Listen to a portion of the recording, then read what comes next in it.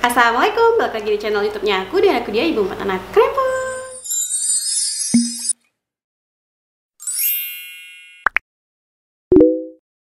Apa kabar kalian semuanya? Semoga kalian sehat selalu. Di video ini aku mau sharing penting gak sih beli box bayi dan manfaat box bayi itu apa. Nah, kalau misalnya moms penasaran sama pembahasanku kali ini, tonton video ini sampai habis. Kita langsung aja ke videonya.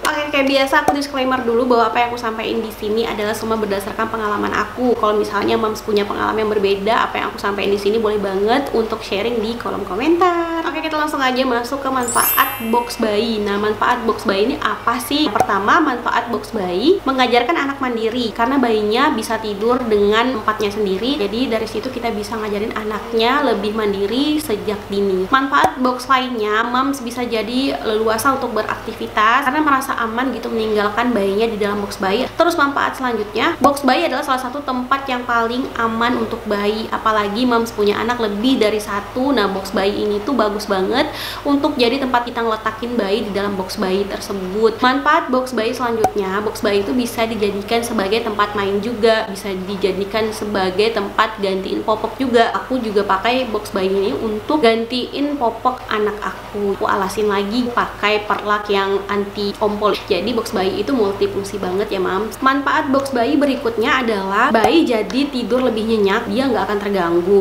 Kalau misal dia satu kasur dengan kita gerak-gerakan, dia kaget dan kualitas tidurnya pun lebih baik jika dia tidur di dalam box bayi. Jadi tidurnya tuh lebih nyenyak ketimbang dia tidur bareng kita. Nah, itu dia semuanya manfaat dari box bayi. Nah, sekarang kita lanjut bahas gimana struggle-nya kita ngajarin anak untuk tidur di box bayi ini. Awal mula pertama kali bayi gak bakalan betah di dalam box bayi. Jadi moms harus sabar-sabar banget untuk ngajarin anak bisa tidur di dalam box bayi ini. Ada tekniknya, jadi agak sedikit sulit. Jadi momsnya memang di sini benar-benar harus sabar gitu kenalin anak biar betah di box bayi. Untuk perkenalannya itu lumayan gantung karakter bayinya masing-masing. Ada yang cepet, ada yang juga lebih lama. Momsnya juga akan ngerasain lebih capek di awal-awalnya aja, tapi selanjutnya momsnya akan ngerasain manfaat dari memakai box bayi ini. Nah, kalau misalnya moms mau membiasakan anaknya untuk tidur di box bayi, moms nggak bisa taruh sering-sering bayinya tuh di dalam ayun, takutnya anaknya seneng dibuai. Jadinya nanti kalau misalnya ditidurin di box bayi, dia nggak bakalan betah karena udah dibiasain tidur di dalam ayun. Jadi saran aku kalau misalnya bayinya tetap di ayun, nggak usah terlalu lama. Kalau misalnya dia udah nyenyak, pindahin aja langsung ke box bayi.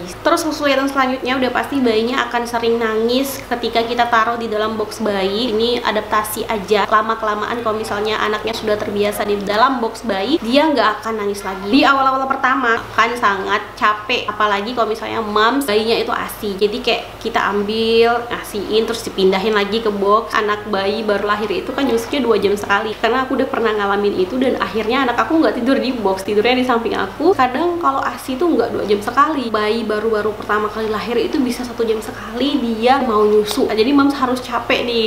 Kalau misalnya memang mau ngebiasain anaknya untuk memakai box bayi, momsnya harus rajin bolak-balik dari box ke kasur. Bisa deketin aja ke kasur tuh juga bisa, tapi tetap aja bayinya harus diangkat. Nah, itu tadi apa yang akan bakal kita hadapin gitu. Susahnya tuh seperti apa kalau misalnya kita mau memperkenalkan box bayi ke anak kita agar dia tuh anteng gitu di dalam box bayi. Itu penuh perjuangan banget, moms. Tapi kalau misalnya moms sudah berhasil, moms banyak banget akan mendapatkan manfaat dari box bayi ini. Oke, jadi beli apa enggak nih? Worth it apa enggak nih box bayi? Nah, menurut aku di sini tergantung kebutuhan sih, moms. Jadi momsnya mau pakai box bayi ya akan menghadapi hal yang tadi aku bicarain. Jadi itu dia, penting apa enggak beli box bayi. Ini menurut aku pilihan moms pakai box bayi atau enggak, tetap ada manfaatnya. Semoga video ini jadi informasi untuk moms yang lagi bingung mau beli box bayi apa enggak nih gitu. Jadi bisa tonton video ini dulu. Video ini bisa jadi referensi untuk moms beli apa enggaknya.